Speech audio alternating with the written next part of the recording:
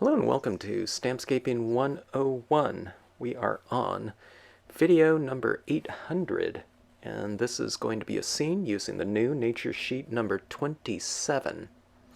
Okay, now on this, with this set right here, and the leaves that come with it, I'm using the Marvy 1500 series die-based markers to attempt to get multi-color and multi-value impressions right in the impressions themselves. So in other words, I'm not stamping it out and coloring it later. The color changes are going to be inherent in the impressions.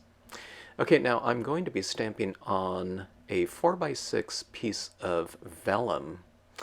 And one of the things about vellum is it's less porous than your typical cardstock or something like that. And the way dye-based inks work is by staining the surface, okay? So you need some penetration, you need porous surface. And vellum's just not as porous as something like, you know, a matte cardstock or even a glossy cardstock. So you don't get that transferring of as much ink as you would on one of those surfaces. But one of the things that's nice about vellum is you kind of get this softer, kind of tactile look to your pieces because of that nature of the surface and you know, the relative, I don't know, size of pores and the absorbency of the surface itself. But the thing that I really like about vellum is the translucent nature of it. You know, it's partially see-through. Okay, it's not transparent, but you can see through it partially. And we're really going to take advantage of that in this scene. Okay, now I'm going for about 4 impressions with the left and right side of this, these birch leaves here. Okay, now going back to the markers and inks. These markers, or just dye-based inks in general, are water-based and they are transparent, okay? They're completely see-through, all right? Now when you have these large trees like this, or large leaves, I was holding it up next to that insert there for the set so that you can see the black birch trees showing right through those leaves, right? If that green ink is going to be see-through, we don't want that, you know, because we'd have to mask it off in order to stamp tree trunks behind it, especially in black ink. So what we're doing here is, this is on the back side of the vellum, okay? I stamped all those leaves on the front side, and I'm painting the leaves from the back, so there's no mixing of ink or anything like that with the white watercolor paint. And the paint that I'm using is the bleed-proof white from Dr. Martin's. It comes in a little jar, okay? And I'm just going in with this paintbrush and, you know, just in general, you know, being, I don't know, reasonably careful to keep my paint on the inside of the leaves. But if you go over it a little bit, or you don't go right out to the very edge of the leaf, that's fine. Sorry for working off screen here. I haven't done a video in a while, and I don't know, I just forget about zooming back out sometimes, or keeping track of the, I don't know, the field of view. But painting these leaves out just takes very little time. And see that?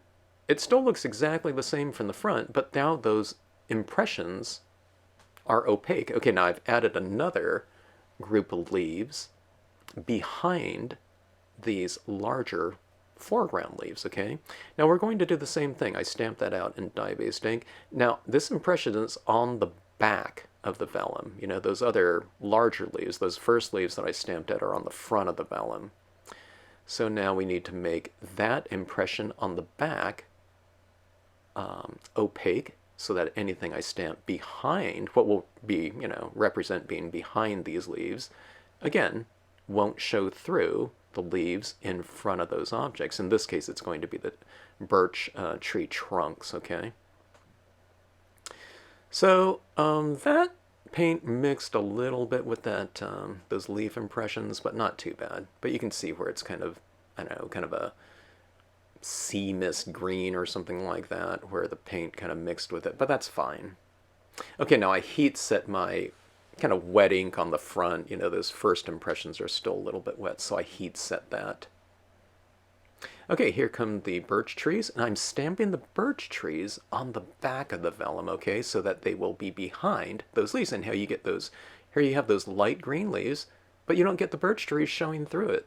So you didn't have to do any type of masking, you know, the painting out of those leaves in front of those birch trees. I don't know, it took like 1 minute to do. Now I have this video sped up 2 times, but still, you know, painting those little leaves out is really a snap.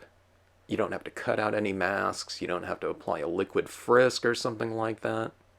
Okay, now I'm going to stamp some other birch trees behind these front, what will end up being the front birch trees. So what do you do for that? I'm just going to apply some of this Dr. Martin's Bleed Proof White over these trunks right here. So we're applying our imagery in layers, and after each layer you lay down, if something that you're going to be stamping on the back or behind, what's going to represent being behind whatever objects you have, all you have to do is just paint it out, and then you just stamp right over it. But again, on the back side of the vellum. So this is really, this vellum and the nature of it being, you know, a translucent surface, it really removes a lot of the tedium of what this scene could represent in terms of the amount of masking if we're doing it on like just white cardstock where you only have one side to work with. Okay, so see where you can kind of see where now I put my hand behind there so you can see the white birch trees. So really perfect for birch trees too, you know, because they're white, okay? And if you want white or anything light over something darker, it's just so easy to paint it out this way. So I've had these birch trees for quite some time, and I've had my vellum for decades, but I kind of put the two together last year, and I thought, oh my gosh, this is just a killer application for vellum with these birch trees. Okay, now see that? Where those distant, you know, or a little bit more distant birch trees are not showing through the birch trees in the front, or those background birch trees are not showing through the leaves again, because again, I have blocked them out with that white paint, okay?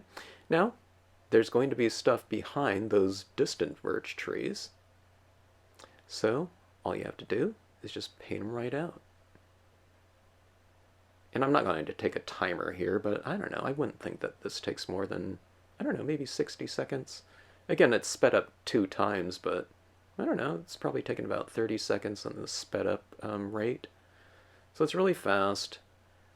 And you don't have to be careful about your, you know, your application of it. It's actually kind of fun. Now, vellum, if you haven't worked with it before, you know that if you get it wet, if you have worked with it before, it starts to curl. So adding this amount of paint, you can kind of see my vellum starting to curl.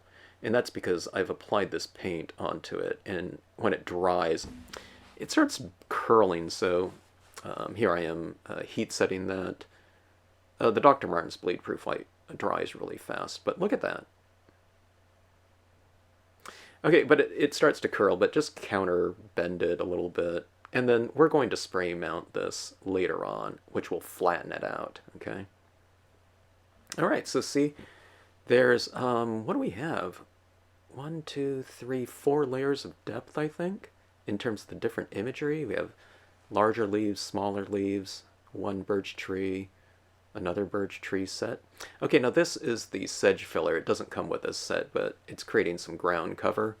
We can just, you know, add colored pencil work down there, but just having that extra texturing looks really good. And again, I stamped it on the back side.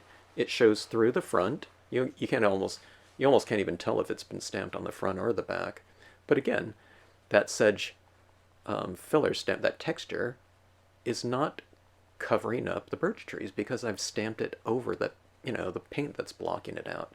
Okay, now this is just kind of giving my green grassy forest floor kind of a preliminary application of greens in the form of these colored pencils here.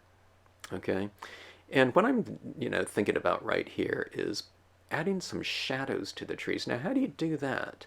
Well, see where I'm putting that pencil right there? That's going to be my common vanishing point for all of my shadows. So I'll want to take a straight edge, and I'm just using my acrylic block here. I go down to the base of the trunk, and I'm getting that angle. See how I have the top of that block going right to that branch there that represents my vanishing point? And that gives me the angle for the shadow right there, okay? See that right there?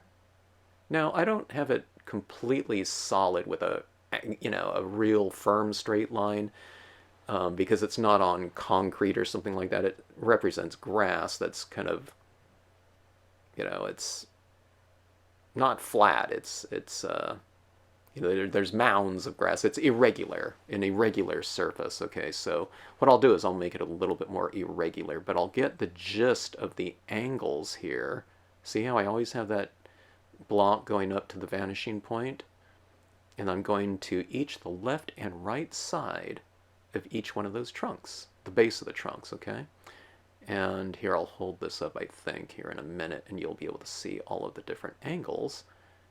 And it makes sense in terms of our lighting scheme. See those right there? How they all kind of emanate from one central point.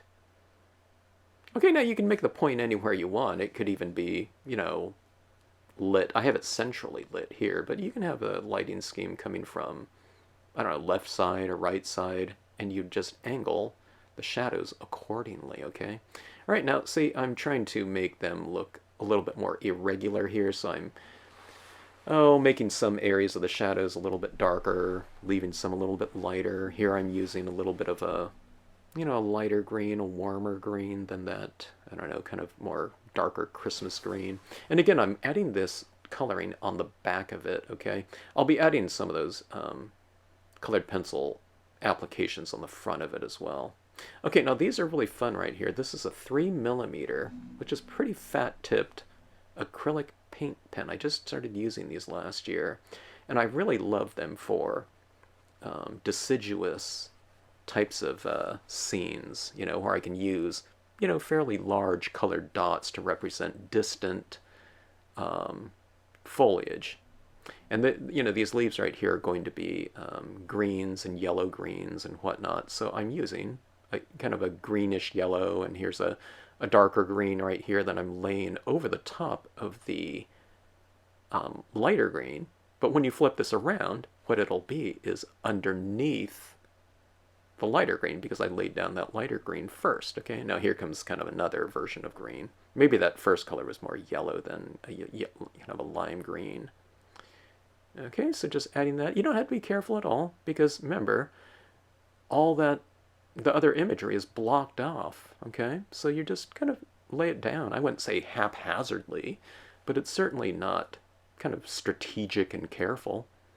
And that's what you get. See all those little colored dots in the distance? They represent leaves that are behind a lot of the other objects, like those larger leaves and birch trees, but they're already kind of blocked off with the paint, so it makes it super easy. Okay, black foreground imagery. This deer is not in the set, but I stamped it out in a black brilliance, graphite black. I happen to think, but see, it's not real dark. If you stamp that brilliance pad out on, a piece of cardstock, it's going to be much, much darker. But on vellum, like I said, the paper is less porous, so it's more of like a 90% gray or an 80% gray, I don't know, something like that. Okay, stamping out those same leaves to achieve additional depth by stamping them out in black over the top of the green impressions. So we're getting yet another layer of depth. And here's one of the things that I do. When I stamp out, my main images in black, the birch trees, the sedge filler, etc., I like to have my foreground elements also in black. It kind of frames things off in the same value, which is dark. Okay? And see, by putting these other darker versions of the leaves over the lighter versions, the mid-tone versions, the lighter versions, what you get is yet another layer of visual depth separated by different values. Okay, so the thing is to have, kind of a large enough change in value to create that depth. If you're going with a mid-tone green and another slightly lighter mid-tone green, it'll look like it's the same distance, but if you go, something really light green, or in this case yellow, you have the medium greens and black, it creates a good separation. Okay, now I'm going with some of this, I don't know, just to test out this kind of tree cluster. I'm putting some bushes down there, and see how left, right, top and bottom sides have black imagery. It kind of helps to frame the scene off when you have darker images in the corners like that. Okay, now this is a 4x6 photo of some clouds, and I'm, kind of figuring out a position to put that in, because those areas in between the trees and over the top of that grass, putting a photograph back there kind of instantly fills in that whole area. And it does it very nicely too. It looks like a kind of a nice organic shape back there. I'm going with a photograph that has, a fairly good amount of contrast with that light or medium, I don't know, whatever, like a cobalt blue sky. Okay, but you can see when you put it underneath that vellum, the vellum really kind of obscures, some of the darker values. Okay, that's a spray adhesive. It's a 3M spray called Super 77 that I have applied, a pretty good coating of spray over that. It's just like spray painting something, but it's glue. And I'm going to apply my vellum scene. Sorry, my head's in the way, but I got to get that positioned right, where it's right over the top of that sedge filler, the meadow. And you'll get some bubbles occasionally when you're doing vellum, because, I don't know, it just, you get ridges. Sometimes, I don't know, you lay this down and, I don't know, it just doesn't adhere in some areas, or that the vellum is just so kind of rippled occasionally, especially with all that paint. But this one laid down pretty good. I wasn't, kind of surprised at getting kind of a ripple or a air bubble on the inside. If you do, just kind of work with it. I don't know, make it into something. Okay, now the bottom portion of that, I didn't want to have that dark blue in that meadow down there. I wanted to control my light and shadow with colored pencils. So I'm just putting a plain white cardstock down there that has been sprayed with the spray adhesive as well. So you see this kind of hangover with both the photograph and that cardstock. And what we'll do is we will trim that off. I'm taking that paper out there so I can trim out that vellum from these two pieces down here. By the way, the vellum is a 4x6.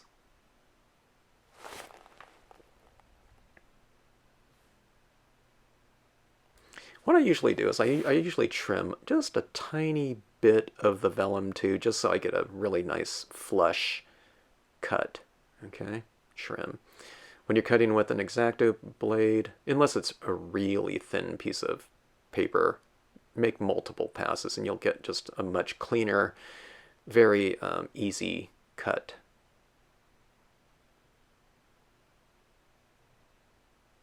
Just let the blade do the work.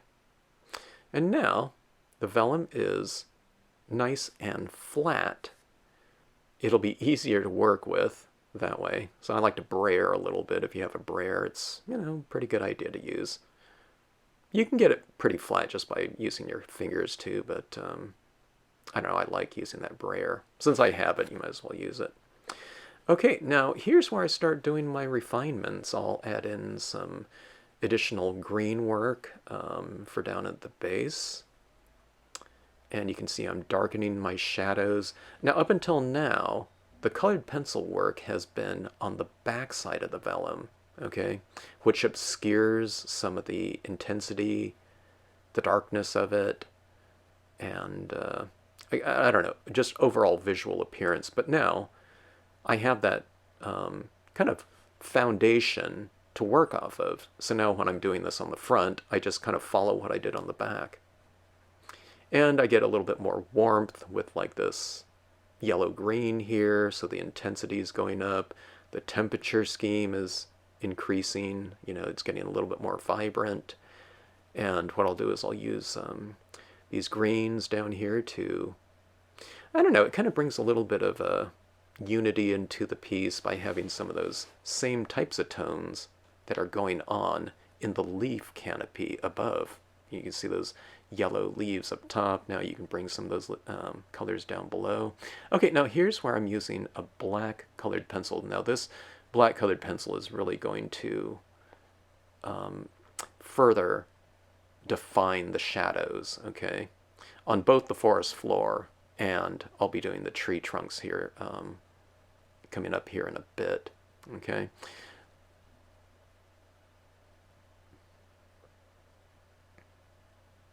Now, so I just apply it. I mean, you might not be able to see what I'm doing because it's very subtle. I'm just doing it very lightly.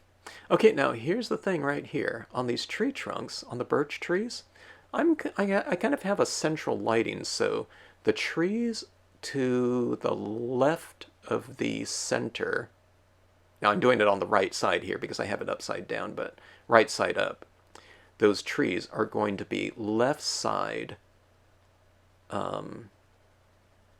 shaded, okay?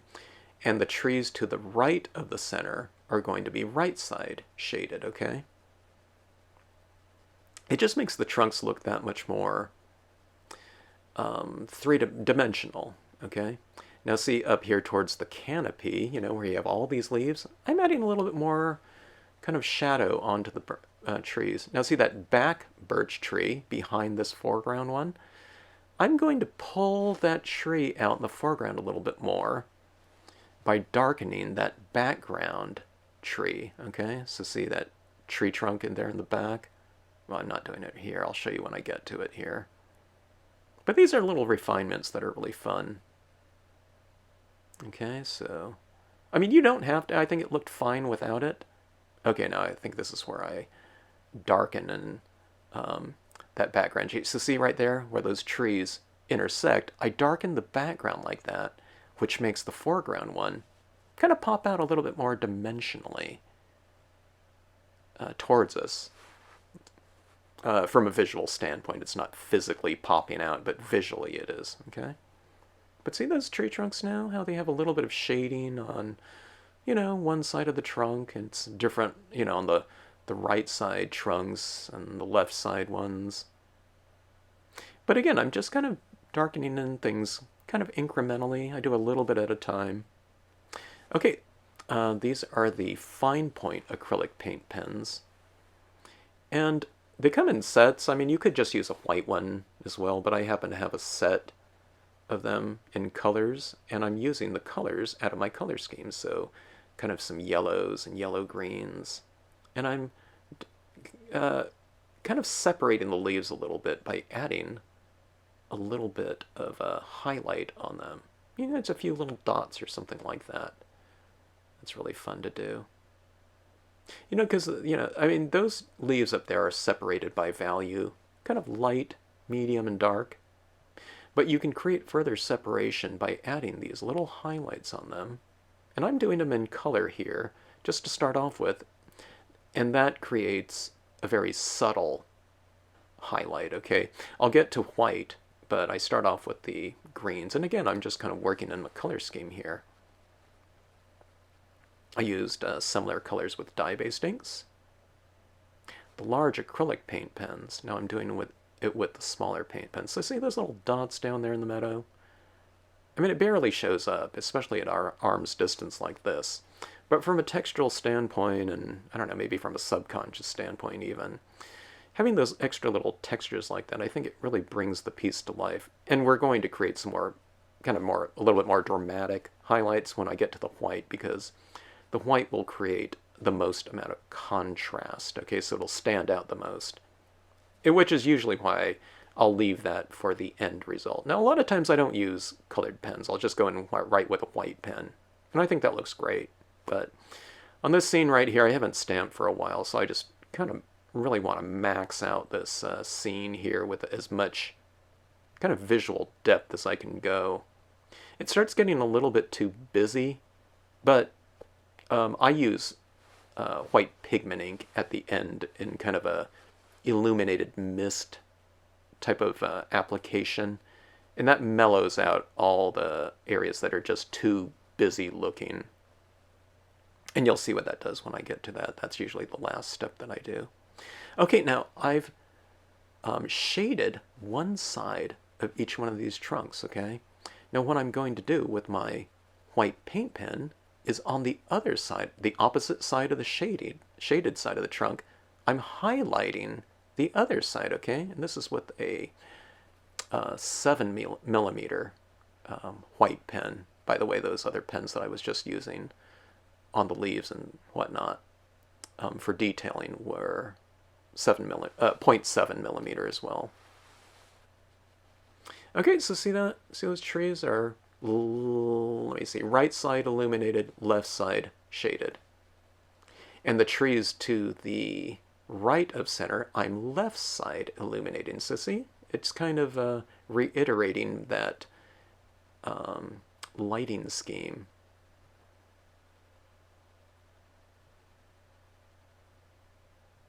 Okay, see how that really kind of makes those trunks, it puts them into the scene, I think, a lot more, having that illumination on them like that. And don't just draw a straight line right up the trunk. Have it a little bit more irregular, okay? And I think that looks more realistic to kind of break up that line. And what does that do for us as far as an application goes? It removes the need to be exact, okay? Kind of having it a little bit more irregular looks better, okay?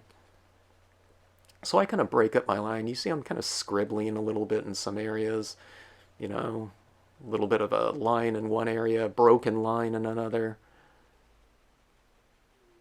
So see, that's a little bit of scribbling there, you know, in those areas like that. Okay, see that? How it kind of gets rid of the line, too, on one side of the tree, and that makes it look a little bit more dimensional as well. All right, it's kind of really bringing those. Okay, now I'm putting a little bit of a highlight on those kind of little sapling or branches there. But look at that. Doesn't that make it look a lot more dimensional that way too? See that? It's subtle,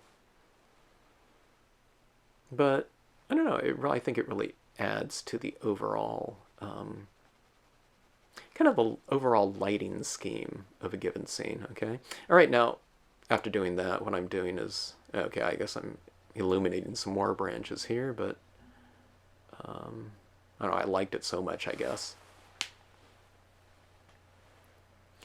But I'll add some more highlights with this white paint pen too. And this is where things kind of really start to awaken, I think. See that? You can really see those highlights down on the forest floor. Light is more, I don't know, shimmery, reflective, and kind of brilliant. When you add these little touches of what they call specular light, it's light that's brighter than white, okay, because it's reflected light.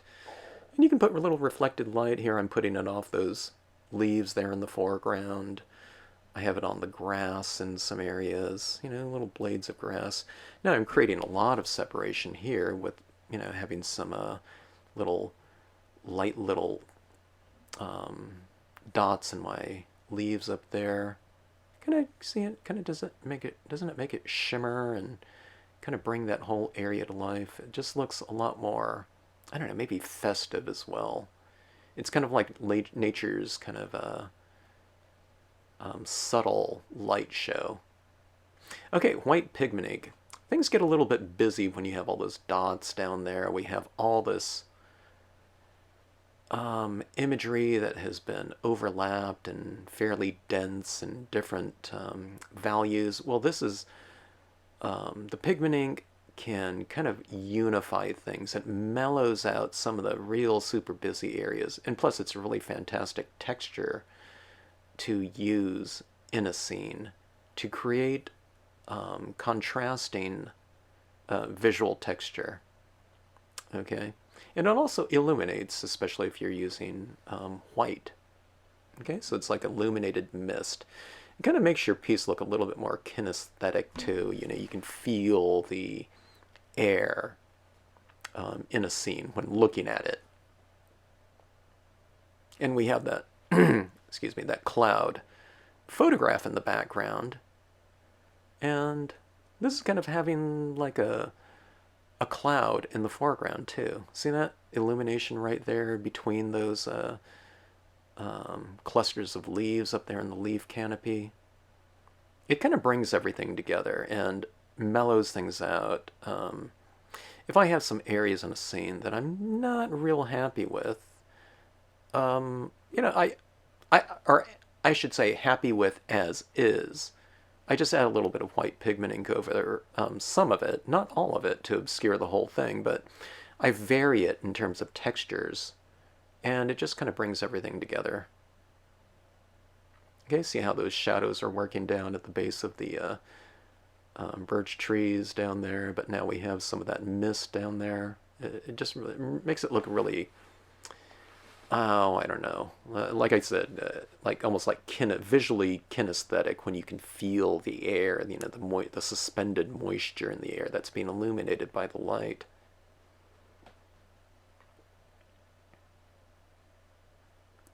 And I'm adding very little at a time. Make sure that if you utilize this process, use a 100% cotton ball.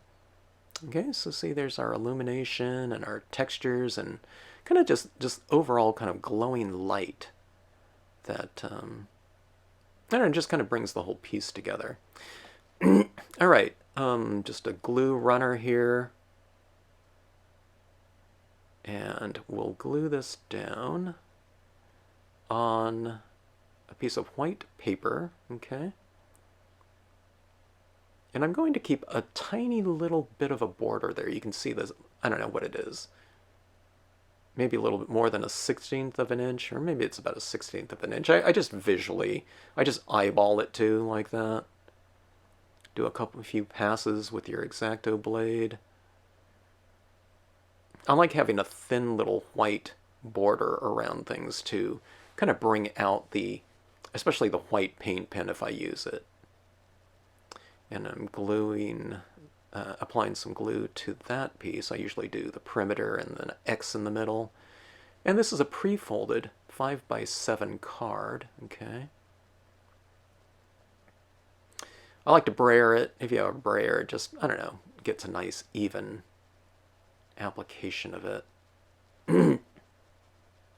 Now, say I didn't need to spray mount that, but, you know, because it's already flat, but the spray mounting is pretty important with the vellum and like photograph or whatever you stick the vellum to. All right, so adopt the pace of nature. Her secret is patience. Quote stamp.